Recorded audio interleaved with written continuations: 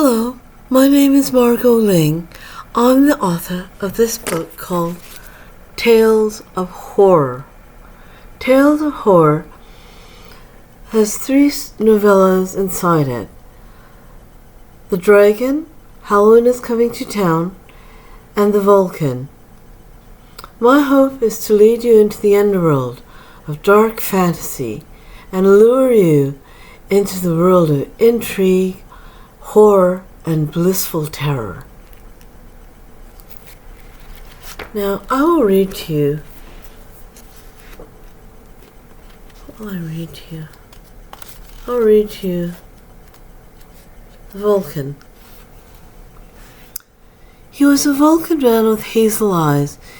He was swarthy. His hair fell upon his shoulders. He had a muscular build. No one knew who he was. His gait was slow but fine. He smoked a little. His hands held on to the crystal ball. He also had a pile of tarot cards in his pocket. He had an impish grin from time to time. He loved to laugh and work, but his favorite pastime was reading. One day he had hoped to work for a newspaper plant. He had this dream to be a writer ever since he was a little boy. He hid behind the large gate, covered in ivy.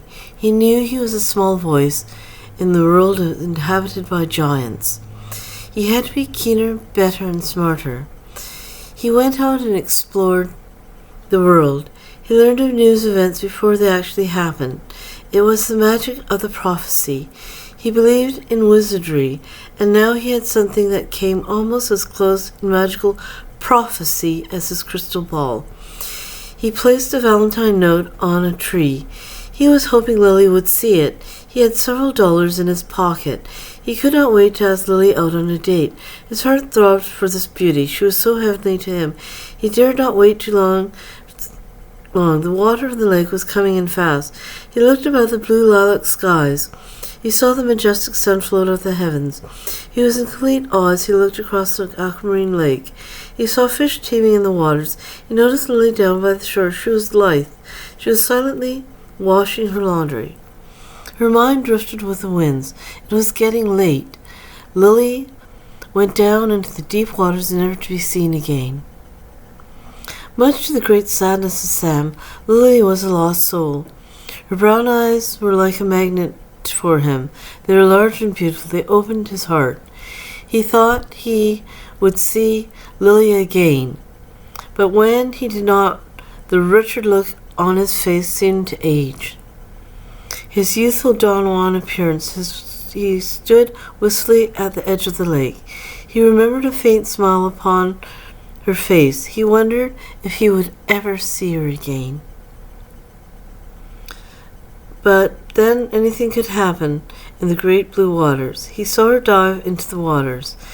She was below the lake. She was submerged in water. He walked away thinking she probably could swim. Many weeks had passed. Sam did not see Lily. It was frigid. Sam realized she was nothing more than someone he would only see once in his lifetime. He was a little distraught. He knew he was not in love. He was not out of love either. The two scarcely knew each other. He lived in the cold, icy lake. It was now winter time. Some wondered whether he took his own life.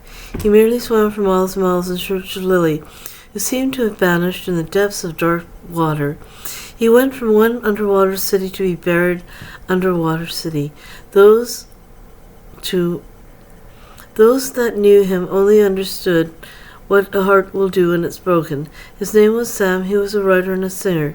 He was not much of anything else. He had never done anything before. He was traveling in no man's land. He dreamt of finding a treasure. He wanted to bring Lily to his Vulcan world of men. What were Vulcan men? Sam was a Vulcan man. His ancestors were meek, mild people with an acute sense of hearing. They were humble by birth. They made no bones about being the best. They were better than all the rest in just about everything. They scored the best marks and outdid everybody at throwing darts, running up the stream, shooting with a bow and arrow. They could hit any target. They could withstand any temperature. They were great singers, guitar players, and tambourine players. They had a natural rhythm of music in their blood. Suddenly they were silenced by the wizard Dungeon. He promised them famine, desolation, and pestilence, and the never-ending threat of war. The Vulcans were a conquered people, as was predicted by the magic crystal ball. He was a wizard of the prophecy of ill fortune. He brought an omen upon the Vulcan lands. No one knew how he did it. Through his sorcery, the good became bad and the bad became good.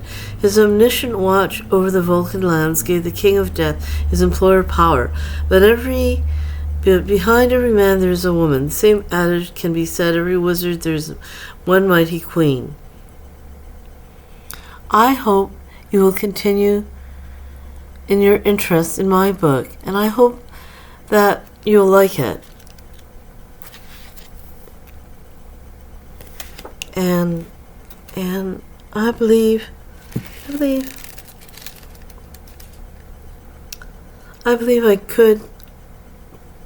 I guess I could give you the ending. Well, I don't think I will. But it is a good book, and here it is again. I don't know if you can see it. The sun. The Tales of Horror by Margot Ling. Hope you like it.